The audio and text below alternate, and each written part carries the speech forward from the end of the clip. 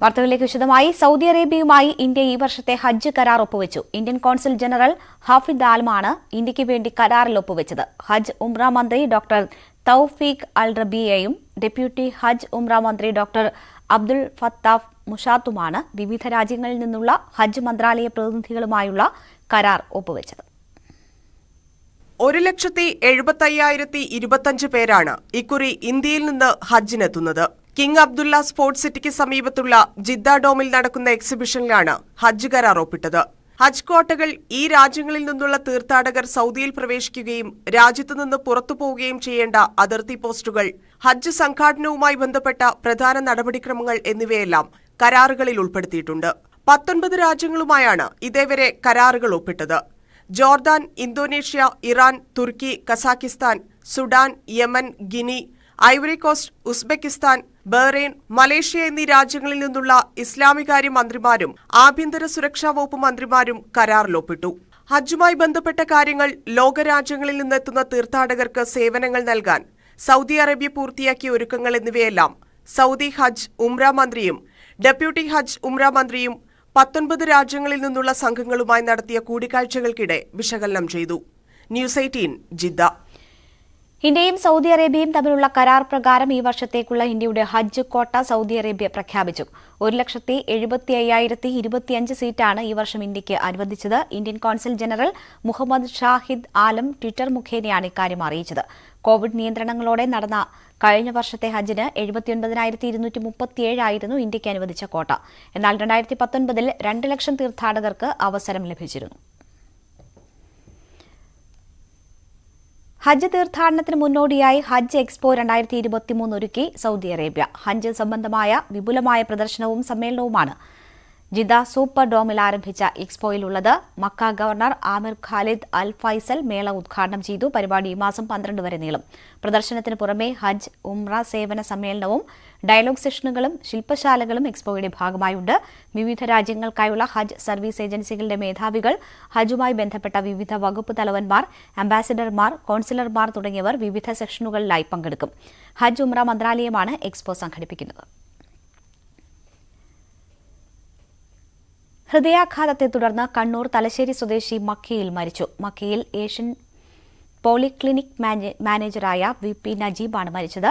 Mecca King Faisal ആശുപത്രി മോർച്ചറിയിൽ സൂക്ഷിച്ചിരിക്കുന്ന മൃതദേഹം നടപടിക്രമങ്ങൾ പൂർത്തിയാക്കി മക്കയിൽ ഖബറടക്കുമെന്ന് ബന്ധുക്കൾ അറിയിച്ചു. ലോകകപ്പിന് ശേഷം ഖത്തറിനോടുള്ള പ്രിയമേറുന്നു. വാരാന്ത്യങ്ങളിലും അവധി ദിവസങ്ങളിലും ഖത്തറിലേക്ക് GCC പൌരന്മാരുടെയും അല്ലാത്തവരുടെയും ഒഴുക്കാണ്. വാരാന്ത്യങ്ങളും അവധിക്കാലവും ഖത്തറിൽ ചെലവഴിക്കാൻ GCC നിവാസികൾ ആഗ്രഹിക്കുന്നതായി റിപ്പോർട്ട്. അൽറായ അറബിക് ദിനപത്രമാണ് ഇക്കാര്യം റിപ്പോർട്ട് ചെയ്തത്.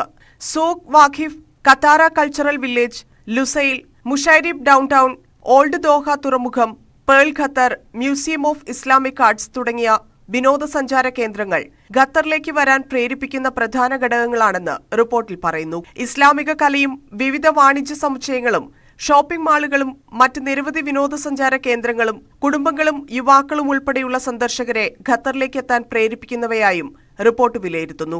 പ്രത്യേകിച്ചും ഫിഫ ലോകകപ്പിന്റെ വിജയകരമായ സമാപനത്തിന് ശേഷം ഖത്തർ ഒരു വീട്ടുപേരായി മാറുകയും ആളുകൾക്കിടയിൽ സാധ്യമാക്കിയ സാംസ്കാരിക വിനിമയം രാജ്യത്തിന്റെ ജനപ്രിയത വർദ്ധിപ്പിക്കുകയും ചെയ്തതായി പത്രം ചൂണ്ടിക്കാട്ടുന്നു. News 18 Doha.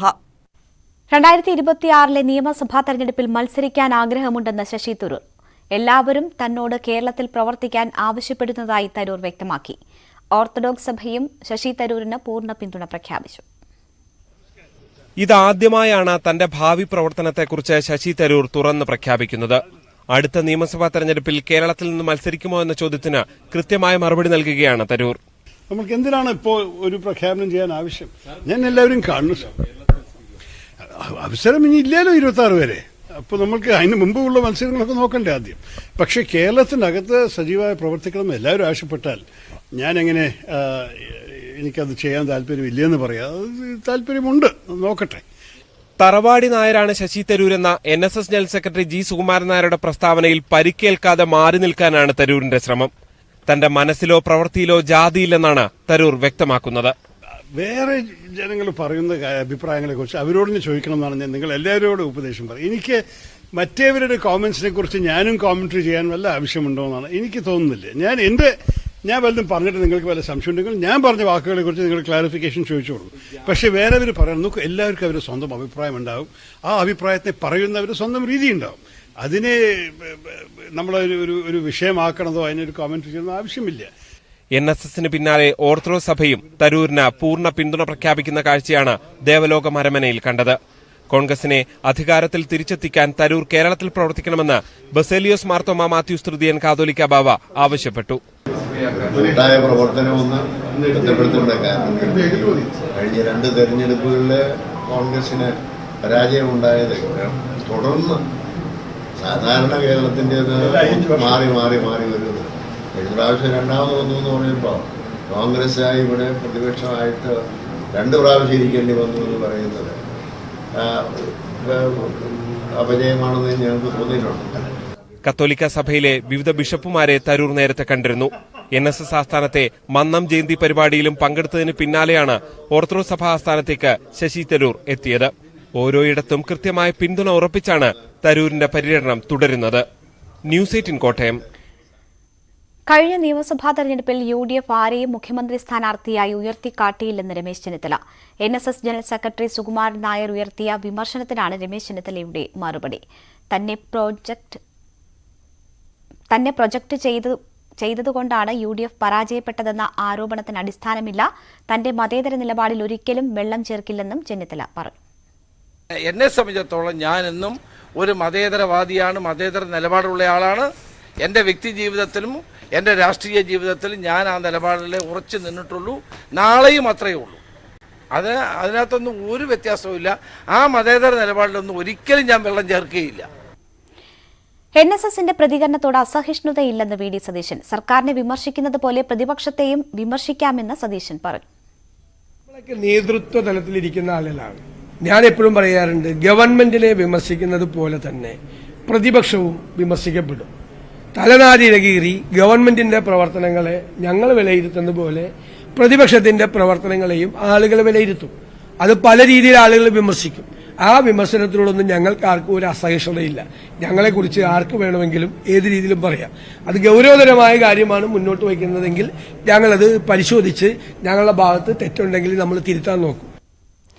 ആലപ്പുഴയിലെ CPM നേതാവിന്റെ ലോറിയിൽ നിരോധിത പുകയില ഉൽപ്പന്നങ്ങൾ കടത്തിയത് CPM ജില്ലാ സെക്രട്ടേറിയറ്റ് പരിശോധിക്കും. ആലപ്പുഴ നോർത്ത് ഏരിയ കമ്മിറ്റി യോഗത്തിൽ ആരോപണ വിധേയനായ A. ഷാനവാസ് വിശദീകരണം നൽകി. ലഹരി വസ്തു കടത്തിയ വാഹനം വാടകയ്ക്ക് നൽകിയതെന്ന് ഷാനവാസ് യോഗത്തിൽ പറഞ്ഞു. സംസ്ഥാന നേതൃത്വത്തിന്റെ നിർദ്ദേശപ്രകാരം ജില്ലാ സെക്രട്ടറി R. നാസറിന്റെ സാന്നിധ്യത്തിലാണ് ഏരിയ കമ്മിറ്റി ചേർന്നത്. ആലപ്പുഴ നഗരസഭാ ക്ഷേമകാര്യ സമിതി ചെയർമാനും നോർത്ത് ഏരിയ സെന്റർ അംഗവുമാണ് A. ഷാനവാസ്. ഇൻസ്പെക്ടർ PR സുനുവിനെ പോലീസ് സർവീസിൽ നിന്ന് നീക്കി. നിരവധി ക്രിമിനൽ കേസുകളിൽ പ്രതിയായതിനെ തുടർന്നാണ് നടപടി. സുനുവിനെതിരെ കർശന നടപടിയെടുക്കാൻ ആഭ്യന്തര വകുപ്പ് നിർദ്ദേശം നൽകിയിരുന്നു. സംസ്ഥാന പോലീസ് മേധാവി അനിൽകാന്താണ് Beypore coastal police inspector PR സുനുവിനെ സർവീസിൽ നിന്ന് പിരിച്ചുവിട്ടതായി ഉത്തരവ് പുറത്തിറക്കിയത്. സ്വഭാവ ദൂഷ്യത്തിന്റെ പേരിലാണ് നടപടി. കൂട്ടബലാത്സംഗ കേസിൽ ഉൾപ്പെടെ പ്രതിയായിരുന്നു. ഈ കേസിൽ അന്വേഷണ സംഘം ക്ലീൻ ചിറ്റ് നൽകിയെങ്കിലും കർശന നടപടി സ്വീകരിക്കാൻ ആഭ്യന്തര വകുപ്പ് നിർദ്ദേശം നൽകുകയായിരുന്നു. കേരള പോലീസ് ആക്ടിലെ സെക്ഷൻ 86 പ്രകാരമാണ് സുനുവിനെതിരെ സംസ്ഥാന പോലീസ് മേധാവി നടപടി എടുത്തത്. സ്ഥിരമായി ഗുരുതര കുറ്റകൃത്യങ്ങളിൽ ഏർപ്പെടുന്നവരെ സർവീസിൽ തുടരാൻ അയോഗ്യരാക്കുന്നതാണ് ഈ വകുപ്പ്. കേരള പോലീസിന്റെ ചരിത്രത്തിൽ ആദ്യമായാണ് ഈ വകുപ്പ് അനുസരിച്ച് ഒരു പോലീസ് ഉദ്യോഗസ്ഥനെ സർവീസിൽ നിന്ന് നീക്കം ചെയ്യുന്നത്. ന്യൂസ് 18 തിരുവനന്തപുരം. നയന സൂര്യന്റെ ദുരൂഹ മരണം ക്രൈംബ്രാഞ്ച് തിരുവനന്തപുരം യൂണിറ്റ് അന്വേഷിക്കും. ക്രൈംബ്രാഞ്ച് SP മധുസൂദനന്റെ മേൽനോട്ടത്തിലാണ് അന്വേഷണം. DYSP ജലീൽ തോട്ടത്തിലാണ് അന്വേഷണ ഉദ്യോഗസ്ഥൻ. ഒരാഴ്ച മുൻപ് അന്വേഷണം ക്രൈംബ്രാഞ്ചിന് കൈമാറിയെങ്കിലും അന്വേഷണ സംഘത്തെ രൂപീകരിച്ചിരുന്നില്ല. ഇതിനിടെ നയനയുടെ കുടുംബം CBI അന്വേഷണം ആവശ്യപ്പെട്ട് രംഗത്ത് വരികയും ചെയ്തിരുന്നു. കാസർഗോഡ് ബേനൂരിലെ അഞ്ജുശ്രീയുടെ മരണം ആത്മഹത്യയെന്ന് പ്രാഥമിക നിഗമനം. മൊബൈൽ ഫോൺ വിവരങ്ങളും ആത്മഹത്യാക്കുറിപ്പും പോലീസ് കണ്ടെടുത്തു. മരണത്തിലെ ദുരൂഹത അകറ്റണമെന്നാവശ്യപ്പെട്ട് കുടുംബം രംഗത്ത് വന്നു. കാസർകോട്ടെ ഹോട്ടലിൽ നിന്നും ഭക്ഷണം കഴിച്ചതിനെ തുടർന്നുണ്ടായ ആരോഗ്യ പ്രശ്നങ്ങളാണ് അഞ്ജുശ്രീയുടെ മരണത്തിന് കാരണമെന്ന് ചൂണ്ടിക്കാട്ടി ബന്ധുക്കൾ പോലീസിൽ പരാതി നൽകിയിരുന്നു. അസ്വാഭാവിക മരണത്തിന് കേസെടുത്ത് നടത്തിയ അന്വേഷണത്തിലാണ് മരണം ആത്മഹത്യയാണെന്ന് തിരിച്ചറിഞ്ഞത്. വീട്ടിൽ നടത്തിയ പരിശോധനയിൽ അഞ്ജുശ്രീയുടെ മൊബൈൽ ഫോണും ആത്മഹത്യാക്കുറിപ്പും പോലീസ് കണ്ടെത്തി. ആത്മഹത്യാക്കുറിപ്പിൽ മാനസിക സമ്മർദ്ദം മൂലം മരിക്കുന്നു എന്നാണ് കുറിച്ചിരിക്കുന്നത്. ഇതിൽ നിന്നാണ് ആത്മഹത്യ എന്ന നിഗമനത്തിലേക്ക് പോലീസ് എത്തിയത്. പ്രാഥമിക പോസ്റ്റ്മോർട്ടം റിപ്പോർട്ടിൽ വിഷബാധയേറ്റാണ് മരണം സംഭവിച്ചതെന്ന് കണ്ടെത്തിയിരുന്നു.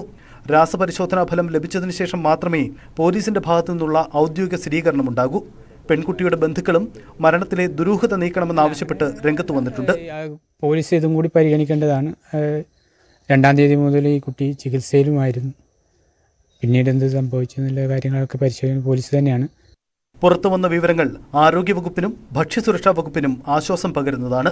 KV Baiju, news 18, Kasaragod. കോട്ടയത്ത് അൽഫാം കഴിച്ച് യുവതി മരിച്ചത് ഭക്ഷ്യവിഷബാധ മൂലമെന്ന് സ്ഥിരീകരിച്ച ഫോറൻസിക് റിപ്പോർട്ട്. ഭക്ഷ്യവിഷബാധയാണ് അണുബാധയ്ക്ക് കാരണമായതെന്ന ലാബ് പരിശോധനാ ഫലം പോലീസിന് ലഭിച്ചു. ഇന്നലെ അറസ്റ്റിലായ മുഹമ്മദ് സിറാജുദ്ദീനെ കൂടാതെ ഉടമകൾ ഉൾപ്പെടെ 3 പ്രതികൾ കൂടി കേസിൽ ഉണ്ടാകും. ഒടുവിൽ രശ്മി രാജിന്റെ മരണത്തിന് കാരണമെന്തെന്ന് അന്തിമമായി സ്ഥിരീകരിക്കുകയാണ്.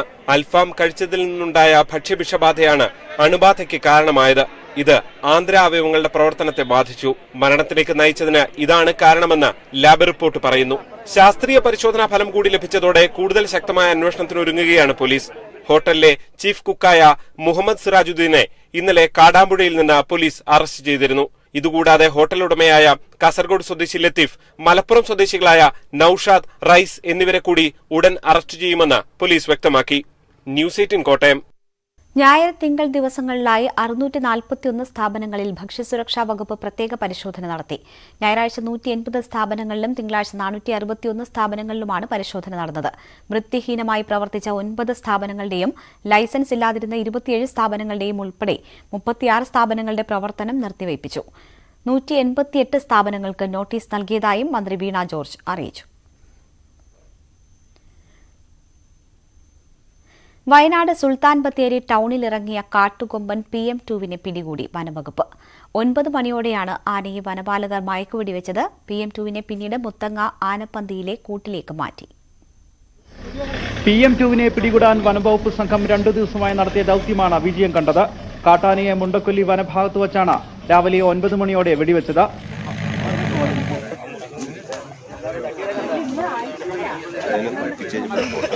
തുടർന്ന് വനംവകുപ്പിന്റെ ലോറിയിൽ തയ്യാറാക്കിയ പ്രത്യേക കൂട്ടിലേക്ക് കയറ്റി. പിന്നെ മുത്തങ്ങ ആനപ്പന്തിയിലെ ആനക്കൂട്ടിലെത്തിച്ചു.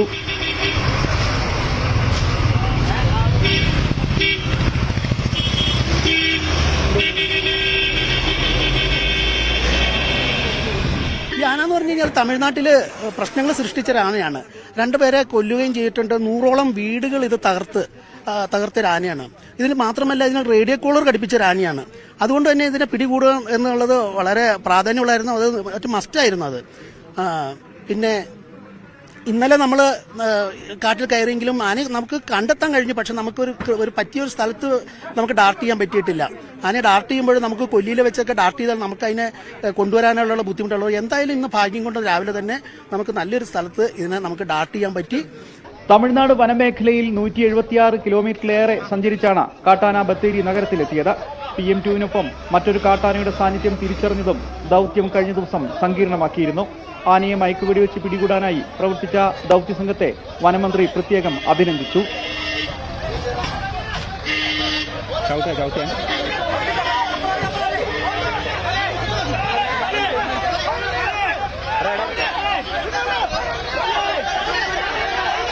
മുഴുവൻ വളണ്ടിയർമാരെയും അവരെ സഹായിച്ച നാട്ടുകാരെയും അതിന് നേതൃത്വം നൽകിയ മുതിർന്ന ഉദ്യോഗസ്ഥന്മാരെയും ജില്ലാ ഭരണകൂടത്തെയും ജനങ്ങൾക്ക് വേണ്ടി അഭിവാദ്യം ചെയ്യാൻ ഈ സന്ദർഭം ഞാൻ ഉപയോഗപ്പെടുത്തുകയാണ്. Mission PM2 വിജയിച്ചിരിക്കുന്നു.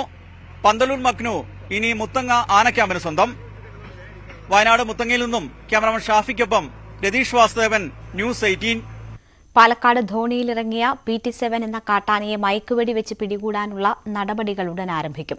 വയനാട് PM2 കാട്ടാനയെ മയക്കുവെടി വയ്ക്കാൻ പോയ ദൌത്യസംഘം അടുത്ത ദിവസം മടങ്ങിയെത്തുന്നതോടെയാകും നടപടികൾ തുടങ്ങുക. വയനാട് PM2 കാട്ടാനയെ പിടികൂടാനുള്ള ദൌത്യം വിജയിച്ചു. ഇനി ധോണിയിലെ PT7 എന്ന കാട്ടാനയെ മയക്കുവെടിവെച്ച് പിടികൂടുകയാണ് അടുത്ത ലക്ഷ്യം. ഇതിനായി വയനാട്ടിലുള്ള ഡോക്ടർ അരുൺ സക്കറിയുടെ നേതൃത്വത്തിലുള്ള ദൗത്യസംഘം അടുത്ത ദിവസം പാലക്കാടെത്തും. PT-7 തളയ്ക്കാനുള്ള കൂടിന്റെ നിർമ്മാണം അവസാന ഘട്ടത്തിലാണ്. പ്രദേശത്ത് കുങ്കിയാനയും നിരീക്ഷണം നടത്തുന്നുണ്ട്. ഇന്നിപ്പോൾ PM2 പിടിച്ചതുകൊണ്ട് 2 ദിവസത്തിനകം അവർ തിരികെ എത്തുകയും നമുക്കൊരു 3-4 ദിവസത്തിനകം തന്നെ കൂടിൻ്റെ പണി പൂർത്തിയാക്കിയാൽ ഉടനെ തന്നെ ഡോക്ടറുടെ സഹായത്തോട് കൂടിയിട്ടും സഹകരണത്തോടു കൂടിയിട്ടും നമുക്ക് PT-7 മരിക്കാൻ കഴിയുമെന്നുള്ളൊരു വിശ്വാസത്തിലാണ് മനോഹരിക്കുന്നത്. ധോണി ജനവാസ മേഖല കൂടുതലുള്ള പ്രദേശമായതിനാൽ ആനയെ പിടികൂടുന്നത് ഏറെ ദുഷ്കരമായ ദൗത്യമാണെന്ന് രഞ്ജിത്ത് പറഞ്ഞു. ഒരാഴ്ചയ്ക്കകം PT-7 പിടികൂടാൻ കഴിയുമെന്നാണ് പ്രതീക്ഷയെന്നും അദ്ദേഹം വ്യക്തമാക്കി. ന്യൂസ് 18 പാലക്കാട്.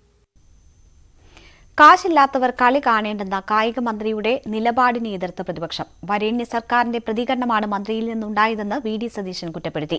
പട്ടിണി കിടക്കുന്നവനും കാണേണ്ട കളിയാണ് ക്രിക്കറ്റെന്നും ടിക്കറ്റ് നിരക്ക് കുറയ്ക്കാൻ സർക്കാർ തയ്യാറാകണമെന്നും രമേശ് ചെന്നിത്തല ആവശ്യപ്പെട്ടു. അമിതമായ വിലക്കയറ്റം നാട്ടിൽ നടക്കുകയാണ്, അതുകൊണ്ട് കുറച്ചു കൊടുക്കണം. അങ്ങനെ പട്ടിണി കിടക്കുന്നവൻ കളി കാണാൻ പോണ്ട, വേറെ കാര്യമൊന്നുമില്ല. ടിക്കറ്റ് നിരക്ക് വർദ്ധിപ്പിച്ചതിൽ കായിക മന്ത്രിയുടെ വാക്കുകളാണിത്.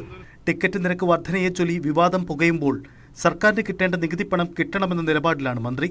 കഴിഞ്ഞ തവണത്തെ 5% വിനോദ നികുതി 12% ഉയർത്തിയതിനെതിരെ വ്യാപക വിമർശനം ഉയരുമ്പോഴാണ് കായിക മന്ത്രിയുടെ വിചിത്ര ന്യായീകരണം. കൂടാതെ നികുതി കുറച്ചാൽ BCCIയും KCAയും നേട്ടം കൊയ്യുമെന്നും മന്ത്രി പറഞ്ഞു. എന്നാൽ വരേണ്യ സർക്കാരിന്റെ പ്രതികരണമാണ് മന്ത്രിയിൽ നിന്നുണ്ടായതെന്നാണ് പ്രതിപക്ഷ നേതാവിന്റെ വാക്കുകൾ. ഇത്തരം ആളുകളെ എന്തിനാണ് മന്ത്രിസഭയിൽ വെച്ചുകൊണ്ടിരിക്കുന്നതെന്നും VD സതീശൻ. വരേണ്യവർഗക്കാർക്ക് വേണ്ടി മാത്രമുള്ള ഗവൺമെന്റാണോ ഇത്? സാമ്പത്തിക സ്ഥിതി ഉള്ളവർക്ക് വേണ്ടി മാത്രം സൗകര്യങ്ങൾ ഒരുക്കി കൊടുക്കുന്ന സർക്കാരാണോ ഇത്? ഇതിന് മറുപടി പറയേണ്ടത് മുഖ്യമന്ത്രിയാണ്. എന്തിനാണ് ഇങ്ങനെയുള്ള ആളുകളെ മന്ത്രിസഭയിൽ വെച്ചുകൊണ്ട് നടക്കുന്നത്?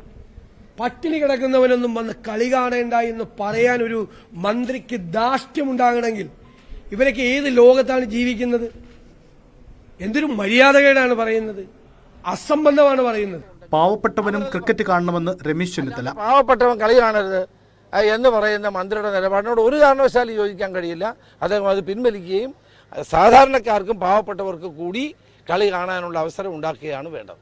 കഴിഞ്ഞ തവണത്തേക്കാൾ കുറഞ്ഞ നിരക്കാണ് ഇത്തവണത്തേതെന്നാണ് BCCAയുടെയും KCAയുടെയും വിശദീകരണം. മത്സരം നടക്കുന്ന മറ്റ് സംസ്ഥാനങ്ങളിൽ വിനോദ നികുതി പൂർണ്ണമായും ഒഴിവാക്കി താരതമ്യേന കുറഞ്ഞ ടിക്കറ്റ് നിരക്ക് ഈടാക്കുമ്പോഴാണ് വരുമാനത്തെ ചൊല്ലിയുള്ള സർക്കാർ KCA പോരെന്നതും ശ്രദ്ധേയം. ന്യൂസ് 18 തിരുവനന്തപുരം.